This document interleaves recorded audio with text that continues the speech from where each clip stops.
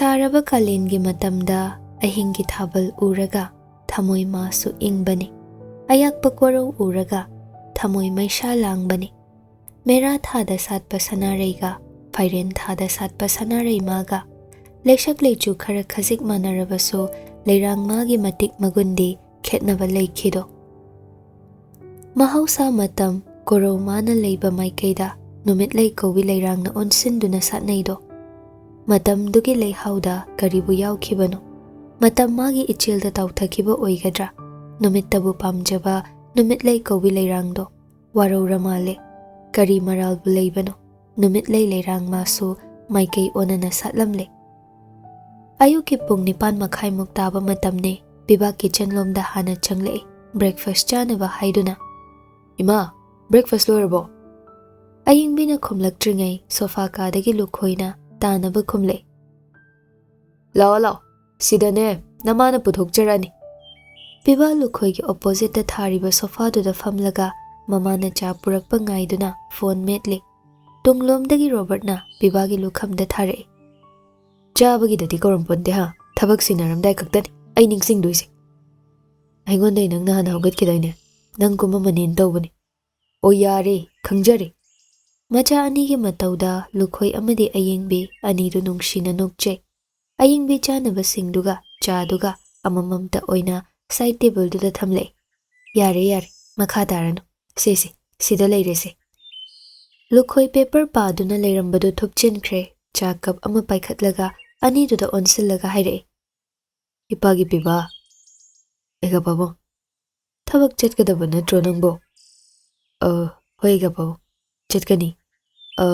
Aido ega pabungda wa ma haudokning. Lukhoi coffee do muktang chinglaga. Hayune. Karino. PIBA Robert yenglaga. Handak thalu shilakpasida imagi chahigi din sudai. Aduna hafta mukse Robert office to yengsin hangen. Next month tagi amuk phajana tawnaba. Lukhoi so Robert yenglai. Yengo. Tawda yadabadi sinaraga tawsi. Adubo aina haigadabadine. Isagi thabakte matam pumbada. Isana tawnaba hotnagadabani ko. Madutada pukning lumbani. Hoiga babo. Nachaloina khangje. Ngasidagi ai Robert ka punna dum chatminakragi. Aduga hayengdagi mana yengsinnaba. Ngasidagi thumandrane nangna tawrambadudi mana yengsinba yagadro. Noibu hana plan yatlabrawani. Aina ngarang nahan sindokpa loiramabani. Phare. Noina yarani hairadi tawr. Adudi ai irujanaba tawrukigi. Robert amuk onsillaga chattoise nangsuni. Karangana jasi. Irujawrodana. Robert plate tagi achapot ama lawkhatlaga chi. Akhoi sanai bungo di tumlingaida kangsi makholam ta tabi haudrabo. Shri bungo gi sebado nanaina tawjarine. Chalo, yaningde ko. PIBA du Robert ta laknare. Nangnabo, soidre. Aibu mangla kaino puja tawbado aiga pabangi khonjeloina takida. Natraga laishon haitadana aiga pabungda record hola thadoiraba. Robert to fuk haugalai. Thorai maja nangda hatoge. Ayingbi noklaga. Hai, karino tawridubo. Angang majaga chap hek manaida no enise. Hai, PIBA, tu niko nangso. Matawduda PIBA nokna karom da chengkhatnaba hotnai. Robert na tanage tawbaga lukhoina. Bungo, ongtangai ko. Kahagi babo. Phamune, wari sasi. Kay hagi babo. Hairaga lukhoi gi hek nakal da famthare. Lukhoi ayingbida muk onsillaga. Mama, nangsu ta. Kaidawrage makhoi gya. Kashu nateda. Sum wari saningbagini. Adumai ro babo. Lukhoina ayingbishu kausinkibadu taraduna stair karambadu taptharaga karino haibagum tai. Lukhoi so somda Robert te yenglaga makha tare. Yeng. Nang aigi jani. Thabak ama tawramdai tawge khalakpada. WakhaL munna khandawni. Nangi aningba apamba khudingmak tawdringaida ipada hana haidawni. Maramdi karigumba maduda soirakpa khudingmak ijat manggadawribase ipani. Robert mapada yengna ngasi PIBA gi thabakse ꯊꯨꯝꯍꯜꯂꯦ ꯍꯥꯏꯕꯒꯤꯔꯕꯕꯣ? ꯑꯌꯤꯡꯕꯤ ꯅꯥꯀꯜꯗꯒꯤ ꯃꯆꯥꯒꯤ ꯈꯨꯗꯥꯡꯗꯨ ꯇꯞꯅ ꯄꯥꯏꯔꯛꯏ꯫ ꯅꯠꯇꯦ ꯍꯥꯏꯕꯒꯨꯝ ꯃꯀꯣꯛꯇꯨꯁꯨ ꯅꯣꯝꯗꯨꯅ ꯏꯪꯒꯤꯠ ꯇꯧꯔꯛꯏ꯫ ꯂꯨꯈꯣꯏ ꯃꯀꯥ ꯂꯥꯝꯅ ꯈꯤꯇꯪ ꯅꯣꯛꯏ꯫ ꯅꯠꯇꯦꯅꯦ ꯅꯪꯕꯣ, ꯀꯔꯤꯒꯤꯅꯣ ꯑꯗꯨꯝꯅ ꯈꯜꯂꯤꯕꯣ? ꯃꯥꯁꯨ ꯏꯆꯥꯅꯤꯅꯦ, ꯅꯨꯡꯁꯤ, ꯏꯆꯥ ꯄꯤꯕꯥꯁꯨ ꯌꯥꯝꯅ ꯅꯨꯡꯁꯤ ꯈꯜꯂꯤꯕꯅꯤ꯫ ꯃꯥꯒꯤꯁꯨ ꯀꯔꯤꯅꯣ ꯅꯤꯡꯊꯤꯖꯅ ꯇꯧꯕꯤꯔꯒ ꯃꯥꯅ ꯍꯔꯥꯎꯅ ꯅꯨꯡꯉꯥꯏꯅ ꯂꯩꯖꯅꯕ ꯍꯥꯏꯗꯅ ꯅꯪꯒꯤ ꯂꯥꯏꯊꯣꯛꯂꯒ ꯃꯥꯒꯤ ꯍꯥꯟꯅ ꯂꯨꯍꯣꯡꯕꯤꯅꯕ ꯁꯤꯜꯂꯤꯕꯁꯤꯅꯤ꯫ ꯅꯨꯡꯁꯤꯕ ꯃꯈꯜ ꯌꯥꯝ꯫ ꯅꯪꯗꯤ ꯏꯄꯥꯒꯤ ꯃꯅꯤꯅꯤ, ꯑꯗꯨꯅ ꯑꯍꯦꯟꯕ ꯈꯨꯗꯤꯡꯃꯛꯀꯤ ꯑꯁꯥꯗꯤ ꯅꯪ, ꯑꯗꯨꯅ ꯍꯩꯅ ꯁꯤꯡꯅ ꯆꯠꯇꯧꯅꯤ꯫ ꯄꯥꯕꯨꯡꯒ ꯏꯃꯥꯒꯁꯦ ꯑꯩꯒꯤ ꯏꯃꯥ ꯏꯄꯥ ꯑꯣꯏꯅ ꯐꯪꯖꯕꯁꯦ ꯑꯩ ꯌꯥꯝ ꯆꯥꯎꯊꯣꯛꯆꯩ꯫ ꯏꯆꯤꯜ ꯏꯅꯥꯎ ꯑꯅꯤ ꯁꯨꯗ꯭ꯔꯁꯨ ꯑꯩꯒꯤ ꯃꯔꯨꯞ ꯄꯤꯕꯥꯒꯤ ꯃꯇꯦꯡ ꯇꯧꯗꯨꯅ ꯑꯩꯈꯣꯏ ꯑꯅꯤꯕꯨ ꯃꯆꯤꯜ ꯃꯅꯥꯎ ꯑꯃꯒꯨꯝ ꯅꯨꯡꯁꯤꯕꯤꯕꯁꯦ ꯅꯆꯥ ꯌꯥꯝ ꯄꯦꯟꯖꯩ꯫ ꯑꯌꯤꯡꯕꯤ ꯃꯆꯥꯒꯤ ꯃꯀꯣꯛꯇ ꯇꯞꯅ ꯅꯥꯟꯕꯤꯔꯛꯇꯨꯅ ꯃꯤꯑꯣꯏꯕ ꯑꯩꯈꯣꯏꯁꯦ ꯇꯝꯕ ꯉꯝꯕ ꯅꯠꯇꯦꯅꯦ꯫ ꯄꯤꯕꯥ ꯆꯠꯂꯝꯕ ꯈꯣꯡꯗꯣ ꯍꯥꯏꯐꯦꯠ ꯂꯦꯞꯄꯤ, ꯇꯥꯔꯝꯃꯤ ꯋꯥꯔꯤ ꯃꯇꯦꯛ ꯈꯔ꯫ ꯃꯥꯏꯊꯣꯡꯗ ꯅꯣꯛꯐꯦꯠ ꯇꯧꯅ ꯆꯪꯂꯛꯏ꯫ ꯃꯥꯒꯤ ꯀꯥꯗ ꯆꯪꯁꯤꯟꯗꯨꯅ ꯐꯃꯨꯡꯗꯨꯗ ꯐꯝꯊꯩ꯫ ꯑꯃꯨꯛꯁꯨ ꯈꯟꯖꯩ ꯃꯄꯨꯛꯅꯤꯡꯗꯁꯨ ꯉꯁꯤ ꯃꯥꯅ ꯈꯨꯗꯛꯇ ꯊꯕꯛ ꯁꯤꯟꯗꯣꯛꯀꯦ ꯍꯥꯏꯔꯨꯕꯒꯤꯔ ꯅꯠꯇ꯭ꯔꯒ ꯃꯥꯗꯤ ꯌꯨꯝꯁꯤꯗ ꯂꯝꯂꯥꯟꯕꯅꯤ, ꯔꯣꯕꯔꯠꯇ ꯊꯕꯛꯁꯦ ꯁꯤꯟꯅꯔꯒ ꯃꯥꯅ ꯇꯨꯃꯤꯟ ꯂꯩꯊꯣꯛꯏ ꯈꯟꯕꯒꯤꯔ ꯍꯥꯏꯅ ꯑꯃꯨꯛꯁꯨ ꯁꯣꯜꯂꯛꯏ ꯈꯣꯟꯖꯦꯜ ꯈꯖꯤꯛ ꯊꯣꯛꯅ ꯆꯤꯟꯕꯥꯜꯗꯒꯤ꯫ ꯂꯥꯏꯕꯛ ꯐꯩꯀꯣ ꯔꯣꯕꯔꯠ ꯅꯪꯁꯦ, ꯄꯤꯛꯂꯤꯉꯩꯗꯒꯤ ꯍꯧꯅ ꯏꯃꯥ ꯄꯥꯕꯨꯡꯒꯤ ꯃꯤꯅꯨꯡꯁꯤꯒ ꯑꯃꯠꯇ ꯋꯥꯠꯇ ꯀꯦꯖꯔꯛꯄꯗꯣ ꯉꯁꯤꯁꯨ ꯑꯗꯨꯝ ꯐꯪꯂꯤꯀꯣ꯫ ꯄꯤꯕꯥ ꯇꯧꯐꯝ ꯈꯪꯗ꯭ꯔꯦ, ꯅꯨꯄꯥ ꯅꯠꯇꯒꯨꯝ ꯊꯃꯣꯏ ꯁꯣꯟꯊꯔꯛꯏ꯫ ꯄꯥꯝꯖꯕꯅꯤ ꯃꯃꯥ ꯃꯄꯥꯒꯤ ꯃꯤꯅꯨꯡꯁꯤꯗꯣ, ꯐꯪꯉꯤ ꯈꯔ, ꯐꯪꯗꯕ ꯅꯠꯇꯦ, ꯑꯗꯨꯕꯨ ꯈꯦꯠꯅꯩ꯫ ꯃꯤꯅꯨꯡꯁꯤ ꯍꯥꯏꯕꯒ ꯅꯨꯡꯁꯤꯕ ꯍꯥꯏꯕꯒ ꯃꯥꯅ ꯐꯪꯂꯤꯕꯁꯤꯅ ꯃꯤꯅꯨꯡꯁꯤꯅꯤ, ꯑꯗꯨꯕꯨ ꯄꯥꯝꯖꯕꯅ ꯅꯨꯡꯁꯤꯕꯅꯤ꯫ ꯃꯇꯝ ꯀꯨꯏꯅꯗꯒꯤ ꯈꯟꯖꯔꯛꯄ ꯋꯥꯈꯜꯗꯨꯃꯗꯤ ꯑꯗꯨꯃꯛ ꯊꯨꯡꯗ ꯂꯣꯏꯁꯤꯜꯂꯗ꯭ꯔꯥ ꯈꯟ ꯑꯣꯏꯒꯤ ꯈꯖꯥꯏꯅ ꯑꯃꯗꯨꯗ ꯄꯤ ꯃꯔꯤꯛ ꯑꯃ ꯁꯤꯟꯊꯔꯛꯏ꯫ ꯉꯁꯤꯁꯨ ꯅꯪ ꯂꯩꯔꯝꯂꯕꯗꯤ ꯉꯁꯤꯅ ꯆꯥꯅ ꯀꯜꯂꯛꯄ ꯄꯣꯛꯂꯤꯕꯁꯦ ꯈꯔ ꯃꯈꯩꯗꯤ ꯐꯔꯝꯒꯅꯤꯀꯣ꯫ ꯏꯄꯥꯒꯤ ꯅꯨꯡꯁꯤꯕ ꯃꯤꯅꯨꯡꯁꯤ ꯋꯥꯠꯂꯁꯨ ꯏꯃꯥ ꯅꯪꯒꯤ ꯅꯨꯡꯁꯤꯕꯗꯤ ꯉꯁꯤꯁꯨ ꯂꯦꯡꯗ ꯂꯩꯔꯤ꯫ ꯈꯣꯟꯖꯦꯜ ꯊꯣꯛꯅꯗꯤ ꯀꯞꯇꯦ ꯄꯤꯕꯥ, ꯑꯗꯨꯕꯨ ꯈꯥꯝꯕꯗꯤ ꯌꯥꯗ꯭ꯔꯦ꯫ ꯃꯤꯠꯂꯨꯗ ꯄꯜꯂꯤꯕ ꯄꯤꯁꯤꯡꯗꯣ ꯃꯅꯤꯡ ꯇꯝꯅ ꯁꯤꯟꯊꯔꯛꯏ꯫ ꯇꯟꯖꯥꯗꯨꯗ ꯔꯣꯕꯔꯠꯅ ꯅꯪ ꯂꯣꯏꯔꯕꯣ? ꯊꯣꯡꯖꯤꯟꯗꯒꯤ ꯍꯥꯏꯔꯛꯄꯅꯤ ꯔꯣꯕꯔꯠꯅ꯫ ꯈꯣꯟꯖꯦꯜꯗꯨ ꯇꯥꯕꯗ ꯄꯤꯕꯥ ꯃꯄꯤꯗꯨ ꯁꯠ ꯁꯠ ꯇꯩꯊꯣꯛꯏ, ꯑꯗꯨꯒ ꯔꯣꯕꯔꯠ ꯂꯣꯝꯗ ꯌꯦꯡꯂꯛꯏ꯫ ꯔꯣꯕꯔꯠ ꯆꯪꯉꯛꯅ ꯄꯤꯕꯥꯗ ꯉꯛꯅ ꯌꯦꯡꯂꯒ ꯀꯩꯅꯣ ꯏꯔꯨꯖꯗ꯭ꯔꯤꯕꯣ ꯍꯧꯖꯤꯛꯐꯥꯎ? ꯅꯪꯕꯨ ꯉꯟꯅ ꯆꯠꯁꯤ ꯊꯕꯛ ꯁꯤꯟꯗꯣꯛꯅꯅꯤ ꯍꯥꯏꯔꯝꯗꯥꯏꯅꯦ꯫ ꯄꯤꯕꯥ ꯇꯞꯅ ꯍꯧꯒꯠꯂꯛꯏ, ꯐꯨꯔꯤꯠ ꯂꯧꯊꯣꯛꯅ ꯀꯨꯏꯔꯣꯏꯍꯦ, ꯀꯩꯅꯣ ꯏꯔꯨꯖꯕꯕꯨ? ꯏꯔꯨꯖꯕꯕꯨ ꯅꯪꯒꯤꯁꯦ ꯕꯥꯠꯔꯨꯝꯗꯒ ꯂꯨꯖꯔꯦꯅ ꯐꯗꯤꯅ ꯇꯩꯊꯣꯛꯑ ꯇꯣꯛꯏꯔꯕ?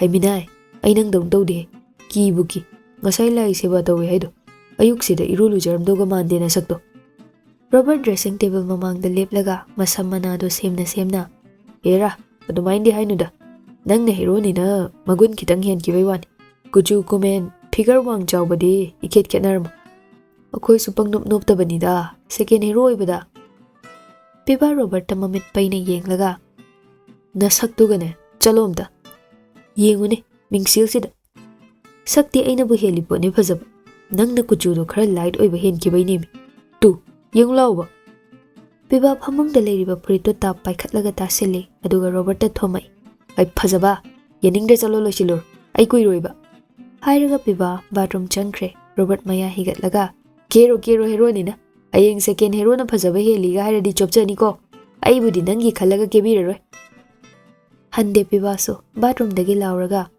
ꯑꯣ ꯌꯥꯔꯦ, ꯅꯁꯛ ꯐꯖꯕꯗꯨꯅꯅꯦ ꯁꯦꯀꯦꯟ ꯍꯦꯔꯣ ꯑꯣꯏꯔꯤꯗꯣ, ꯆꯠꯂꯣ ꯂꯣꯏꯁꯤꯜꯂꯨꯔꯣ, ꯍꯦꯔꯣꯅ ꯀꯣꯏꯕ ꯄꯨꯕꯤꯒꯦ꯫ ꯔꯣꯕꯔꯠ ꯍꯟꯗꯛꯇꯤ ꯈꯨꯝꯂꯝꯗ꯭ꯔꯦ, ꯃꯈꯥ ꯇꯥꯔꯗꯤ ꯂꯣꯏꯔꯔꯣꯏ ꯈꯪꯉꯤ, ꯑꯗꯨꯅ ꯇꯨꯃꯤꯟ ꯅꯣꯛꯇꯅ ꯊꯣꯛꯈ꯭ꯔꯦ꯫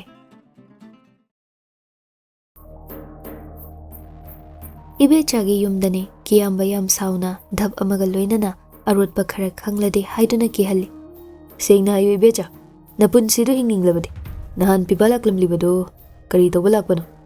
ꯏꯕꯦꯆꯥ ꯀꯤꯌꯥꯝꯕꯅ ꯑꯗꯨꯝꯅꯒ ꯃꯥꯒꯤ ꯌꯨꯝꯗ ꯂꯥꯛꯄꯁꯤ ꯃꯥ ꯇꯁꯦꯡꯅ ꯀꯤꯖꯩ꯫ ꯅꯣꯡꯃꯇꯁꯨ ꯏꯕꯦꯆꯥꯒꯤꯗ ꯂꯥꯛꯄ ꯅꯠꯇꯦ, ꯂꯥꯛꯀꯅꯤ ꯍꯥꯏꯕꯒꯤꯁꯨ ꯊꯥꯖꯗꯕꯅꯤ꯫ ꯑꯗꯨꯕꯨ ꯄꯤꯕꯥꯒꯤ ꯃꯔꯝꯅ ꯃꯥꯒꯤ ꯍꯥꯛꯇꯛꯁꯤꯗ ꯃꯁꯣꯡ ꯐꯟꯕ, ꯁꯦꯟꯖꯥꯎ ꯄꯥꯏꯕ, ꯑꯣꯏꯖꯕꯗ ꯉꯥꯎꯕ ꯃꯤꯐꯠꯇꯁꯤ ꯉꯁꯤꯗꯤ ꯂꯥꯏꯔꯕ ꯏꯕꯦꯆꯥꯒꯤ ꯌꯨꯝꯗ ꯂꯥꯛꯇꯨꯅ ꯑꯅꯤꯡꯕ ꯈꯔ ꯊꯨꯡꯂꯗꯤ ꯈꯟ ꯂꯥꯛꯂꯦ꯫ ꯏꯕꯦꯆꯥ ꯀꯤꯌꯥꯝꯕꯗꯤ ꯀꯤ, ꯑꯗꯨꯕꯨ ꯃꯔꯥꯏꯕꯛ ꯊꯤꯔꯕ ꯄꯤꯕꯥꯒꯤ ꯈꯜꯂꯒ ꯃꯥ ꯍꯪꯂꯤꯕ ꯋꯥꯍꯪꯗꯨꯒꯤ ꯃꯔꯤ ꯂꯩꯅꯕ ꯋꯥꯍꯩ ꯃꯆꯦꯠ ꯑꯃ ꯐꯥꯎ ꯀꯪꯂꯛꯇꯦ꯫ ꯃꯇꯧꯗꯨꯗ ꯀꯤꯌꯥꯝꯕ ꯃꯥꯒꯤ ꯈꯣꯡꯕꯨ ꯈꯔ lakminnaba machanupa Debrasta makhul thoktaba wahaina marol lole megengdugi artha khangba Debras changsilaktuna ibechagi masamdu tap pairaga nongmai matonduna makokta namle kiyamba hautana noklaga ibecha ai kiyambane haibasi taknadraso mamangaidagi howna khanga leire haiba ai khang aduga kaigino nangna lamja saraoiba machadugi wariba tanjaduda dukan chatluba nauba thongalomdagi taunariba singdu uraduna praprap chenchilai ima kainu ka kawin to birsibo ai mana kai kai batormage tamode bras imada dumai to bino kiyamba nokna nawbagi manak changsilai aduga lingjumda pop thaduna nawba nangbu namasi nungsibrane namasi oidaba ngangine wa hangbada machin selumi kishu tawrida pakhat kanu nawba Debrasna nongmai namliba mamada amok yengle kaka aingonda haibiyo kaka hoyi apambado asonbi imada desmai dobino ai kaka hoina haiba khuding injagi hairaga muk Debraski manakta changsillaga makhutto lonaduna muk hairai tamo Debras adumai dobino nanawna thamoi singna haijari tamo hoyi apamba singdo nanawda haibiyo Debras mapada haifed yenglamlaga ibechada namlamba nongmaido thangthakre aduga nawbada onsillaga hanglai adude ayo ngarang sida PIBA laami haisi nang khangobro masida kedoba lakpano nawba mamada yenglai ibecha mapi irachen wa ngangano haibagom makok haiduna ingit tawrai nawba mamaido leimaida tapna muk nonthaki second khara tuminle aduga mamai nonthana khanghawi nawba kiyamba tung ona leplambado nawbagi paukhom tabada yengthore Debras ibecha do fat inthurami aduga nawbagi manak nakna changsilaga hayo masida kedoba lambano mapa machagi magun khangba nawbani mana mayumda halakpada mamada tawramliba matawdu ubada ma asawba pendaba phawkhrabani aduna kok sanara inawbado aniduda munna yenglaga pendaba lochinduna chapchabadi ai khangde masida la aroi moigi ingkholse mi atopada yolani aduna imada akoibase khara senabiyo hairami hai kiyamba mapa machado fatfat yengne Debras sauningbana kha chikle pariba nongmaiduna makhot oigi khubakta fat thajinjai shit aduk phongna singnaba babang ai tamo pau phauge tumin leiba yar haina hairamlaga Debras lakminaba kharaduga chatkhre Debrasna tamo hairibasi amitra senbani kiyamba nawbada kole adunidana nupa haisidi nawba nupa di nupa oina lei kakana nangbu thagatline ija gari pami hayo kakada hayuni adubu matung tarakpa PIBAgi wa mahi khangbada sengna di khumgadabani fare hairamlaga kiyamba khut tungbunaraga thokre nawba makhut masa thei kana leptuna leihawi nupani imada sokle haiduna thona fudokluba sungamde lairaba michang leisadaba oibana sauningba pendaba leiraso kha chiktuna khangatlaga lakpani adubu ngasidi nawba thamoi shokre aduna makhoina sauningnaba haiduna oidaba wahi haikibani mefatta singdu chatkraba matung ibecha nawbagi manak changsilaktuna makhut paiduna chinglaga chaiboi kaiboi haire kaino nawba nangna hairiba singdubo ima ai kiyambagi mapa macha siam haningi kaigino moina suk phatresibo moina da mi otpa yabro karidagino khangde ai shuma khoina sauba khoidau thitpado yengi haiduna chinda thoklakpa ma haikibani adubu karigumba nangi da PIBAdo phatanungda thoklo karino tawgadoisibo nangda PIBAse makhoina koi thiraga lei haiba nang khangliba natro kari oidorigi hojik ngarangtani PIBA laaga indomcha yum khara senabiyo hairambado nangna saujilibane haidana asuk phatkidraba mapa macha sida haikriba singdo ima leiba yadre nawba thawa sada adum khumlei ima da PIBA de hanagum oidrabani magi hanagi tappa ingba mingonda wa haidabado tawdrabani da PIBAdo yam hongabani mana hena ngairaga leirabani moise wase ekta hujinba yadaba aduna tumin leibani yengo sidaidi aina ngasi haikibu waduna tawrakpa thabak thawungsing makhatana yengoi wa ngangan aishu ngango adubu marakta ai da PIBAgi khulai oini phattaba kiyamba mapa macha bulution base da PIBA khaki nati aigi shuni nawba laoima imung chang kai soi matung de yumda leitradi mila asoi ta thokan tambanga manati ꯀꯩꯁꯨ ꯇꯧꯗꯦꯗ ꯀꯤꯍꯜꯂꯝꯕ ꯈꯛꯇꯅꯤ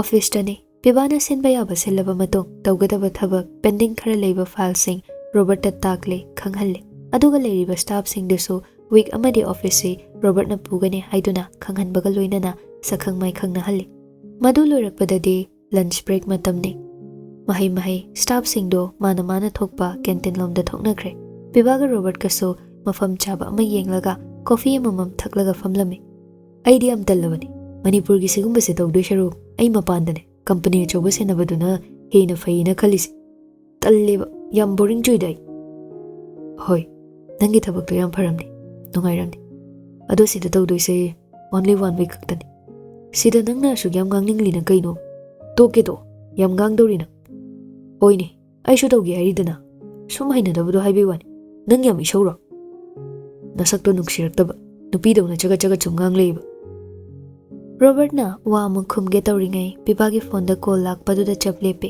ꯄꯤꯕꯥ number ꯈꯪꯗꯕꯗꯨꯗ ꯍꯦꯛꯇ ꯄꯥꯏꯈꯠꯇꯦ ꯉꯥꯏꯍꯥꯛ ꯌꯦꯡꯉꯤ ꯔꯣꯕꯔꯠꯅ ꯀꯅꯥꯅꯣ ꯈꯪꯗꯦ number ꯁꯦꯞ ꯂꯩꯇꯦ ꯍꯧꯔꯛꯏꯖꯥꯠꯂꯣ ꯅꯝꯕꯔ ꯁꯤꯜꯂꯒ ꯑꯩꯁꯨ ꯑꯗꯨ ꯈꯜꯂꯤ ꯐꯔꯦ ꯄꯥꯏꯔꯤ ꯌꯦꯡꯉꯨ ꯀꯣꯜꯗꯨ ꯇꯠꯈꯤꯕꯅ ꯍꯥꯜꯂꯤ ꯄꯤꯕꯥꯅ ꯐꯔꯦ ꯁꯤꯅ ꯍꯥꯏꯔꯒ ꯐꯣꯟꯗꯨ ꯇꯦꯕꯜ ꯃꯊꯛꯇ ꯊꯝꯃꯤ ꯃꯤꯅꯠ ꯀꯥꯟꯅꯗꯦ ꯆꯞ ꯃꯥꯟꯅꯕ ꯅꯝꯕꯔꯗ ꯑꯃꯨꯛꯁꯨ ꯇꯧꯔꯛꯏ ꯔꯣꯕꯔꯠꯅ ꯑꯩ ꯄꯥꯏꯒꯦ ꯍꯥꯏꯔꯒ ꯂꯥꯎꯗ ꯁ꯭ꯄꯤꯀꯔ ꯊꯥꯗꯣꯛꯏ ꯐꯣꯟꯗꯒꯤ ꯅꯥꯎꯕꯅ ꯍꯜꯂꯣ ꯔꯣꯕꯔꯠꯅ ꯍꯜꯂꯣ ꯀꯅꯥ ꯗꯥꯄꯤꯕꯥ ꯅꯠꯇ꯭ꯔꯣ ꯑꯩ ꯅꯥꯎꯕꯅꯦ ꯍꯥꯏꯔꯛꯄꯗꯨꯗ ꯔꯣꯕꯔꯠꯇꯒꯤ ꯐꯣꯟꯗꯨ ꯁꯠ ꯂꯧꯏ ꯑꯗꯨꯒ ꯂꯥꯎꯗ ꯁ꯭ꯄꯤꯀꯔꯗꯨ ꯃꯨꯊꯠꯂꯦ ꯅꯥꯎꯕ ꯀꯩꯗꯧꯔꯦ ꯅꯥꯎꯕ ꯄꯤꯕꯥꯅ ꯍꯦꯛ ꯈꯨꯝꯂꯛꯄꯒ ꯃꯔꯤ ꯊꯣꯛꯈꯤꯕꯁꯤꯡꯗꯨ ꯂꯣꯏꯅ ꯇꯝꯂꯛꯏ ꯄꯤꯕꯥ ꯃꯃꯤꯠ ꯑꯅꯤꯗꯨ ꯈꯖꯤꯛ ꯈꯨꯖꯤꯟ ꯌꯦꯡꯈꯤꯕ ꯑꯃꯗꯒꯤ ꯍꯣꯡꯗ ꯂꯤꯔꯛꯂꯤꯕ ꯋꯥꯔꯤꯗꯨ ꯇꯥꯔꯤ ꯑꯗꯨꯒ ꯌꯥꯝ ꯇꯞꯅ ꯑꯇꯩꯗꯤ ꯀꯩꯁꯨ ꯍꯥꯏꯔꯝꯗꯦ ꯇꯥꯃꯣ ꯃꯤꯇ꯭ꯔꯗ ꯄꯥꯎ ꯈꯪꯍꯟꯅꯤꯅ ꯍꯥꯏꯈꯤ ꯐꯔꯦ ꯀꯩꯁꯨ ꯊꯣꯏꯗꯣꯛꯄ ꯇꯧꯗꯕ ꯅꯠꯇ꯭ꯔꯣ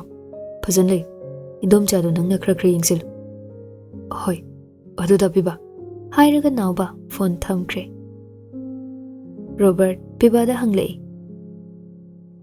ꯀꯅꯥꯅꯣ ꯅꯥꯎꯕ ꯍꯥꯏꯗꯤ ꯏꯟꯗꯣꯝꯆꯥ ꯃꯩ ꯃꯆꯥꯅꯤ ꯀꯩ ꯍꯥꯏꯔꯛꯏꯅꯣ ꯄꯥꯎ ꯐꯪꯈ꯭ꯔꯦ ꯋꯥꯠ ꯀꯝꯗꯧꯅ ꯄꯤꯕꯥ ꯔꯣꯕꯔꯠꯇ ꯑꯃꯨꯛꯇꯪ ꯌꯦꯡꯂꯛꯏ ꯑꯗꯨꯒ ꯀꯣꯐꯤ ꯌꯥꯎꯔꯤꯕ ꯗꯤꯁꯄꯣ ꯒ꯭ꯂꯥꯁꯇꯣ ꯃꯃꯥꯏ ꯃꯄꯥꯗ ꯊꯥꯡꯒꯠꯇꯨꯅ ꯌꯦꯡꯉꯤ ꯑꯗꯨꯒ ꯌꯥꯝ ꯍꯥꯎꯇꯅ ꯅꯣꯛꯂꯒ ꯍꯥꯏꯔꯛꯏ ꯅꯣꯏ ꯑꯩ ꯂꯥꯛꯄ ꯉꯥꯏꯗꯨꯅ ꯂꯩ